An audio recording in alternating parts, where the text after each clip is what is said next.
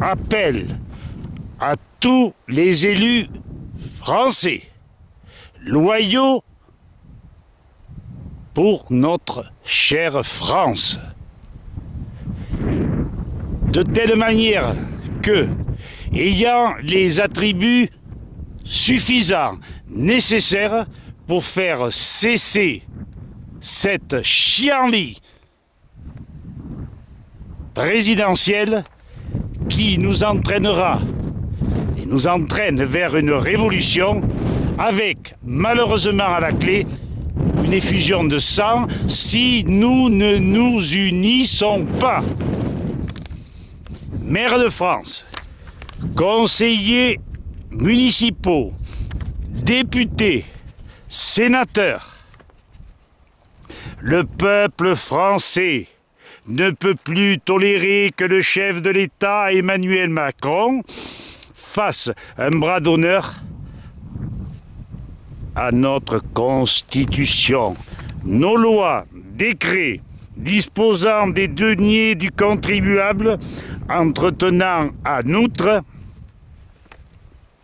un favoritisme éhonté, n'en finissant plus de nous cribler de dettes. Qui n'est pas au courant? Tout le monde est au courant. La révolution, elle y est déjà. Évitons le sang.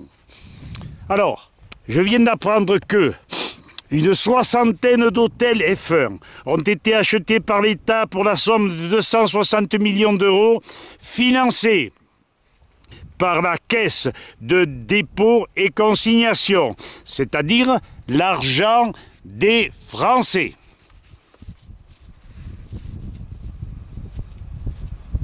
Le personnel de ces hôtels a été viré, 400 personnes. Silence complice des médias et du monde syndical. De qui se moque-t-on? Tous ces hôtels sont maintenant occupés, retenez-le, par des migrants en région parisienne et en province. Mais le plus grave est à venir. Les migrants n'auront plus à prendre de risques avec des passeurs pour venir en Europe. Macron a décidé que la France accueillerait en 2018 3000 Soudanais, Érythréens, Nigériens, Tchadiens. Ils seront répartis sur tout le territoire national, sans demander l'avis de nos municipalités. Dès janvier, ils sont 72 à débarquer en France. Coût pour ce premier arrivage, environ 5 millions d'euros. À la fin 2018, l'État aura dépensé 220 millions d'euros pour cette opération.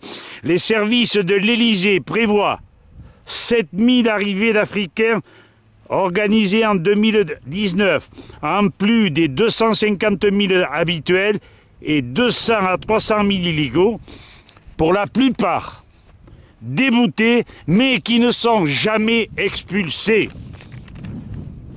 On ne demande pas l'avis des Français. Payer des impôts pour financer cette invasion et accepter que ces gens soient prioritaires pour occuper des emplois. Cette substitution de population n'est pas une fatalité, mais elle est orchestrée par le Haut Conseil aux réfugiés, l'ONU et les politicards. Et Dieu sait si nous avons en France ces gens-là qui ne pensent qu'à une chose, leur profit, leur nid douillé à l'Assemblée nationale. La dette de la France a atteint 2300 milliards d'euros fin 2017. L'État français devra emprunter plus de 100 milliards d'euros pour boucler les fins de mois en 2018. 9 millions de Français sous le seuil de pauvreté. Comment ce gouvernement peut-il faire entrer et subventionner des milliers de nouveaux chômeurs? Par de nouveaux impôts et de nouvelles économies. Il faut savoir que 200 millions d'euros ont été sucrés récemment de la dotation pour les maisons de retraite du secteur public. Les vieux Français peuvent crever. Nous demandons, sur la suggestion de François Asselineau, à tous les élus de l'opposition de prendre leurs responsabilités et d'engager l'article 68 de la Constitution, procédure dérogatoire de destitution du chef de l'État surnommé aujourd'hui Gaston Lagaffe. Actes délictueux et illégaux, violation du droit international et de notre Constitution. Rappelez-vous les bombardements en Syrie. Élus, vous devez créer un précédent, arrêter la dérive de la France vers un univers mafieux et corrompu. Certes, les députés de la majorité bloqueront cette procédure, mais cela permettra de mettre les citoyens au parfum s'ils ne l'étaient déjà. Si nos élus, maires et conseillers compris, ne se solidarisent pas, nous allons à la catastrophe. Cette initiative doit être prise par tous, sérieusement. Voir la vidéo de François Asselineau aux parlementaires d'opposition pour l'engagement de l'article 68 de la Constitution. Nous avons à craindre, nous le répétons sérieusement, que la situation actuelle, très angoissante, révolutionnaire, ne se termine dans un bain de sang. Élus, votre responsabilité est engagée. Nous terminons en vous informant que les gilets jaunes seront tous avertis. Voilà, je n'ai même pas besoin de montrer ma tête, mais sachez que je n'abandonne pas, moi, la République à la semelle de mes souliers.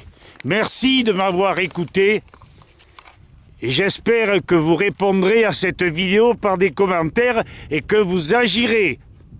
Voilà, que vous attribuez, si nous les prenions pour des pneus, que nous ayons une voiture qui roule non à plat. À bon entendeur, élu, salut!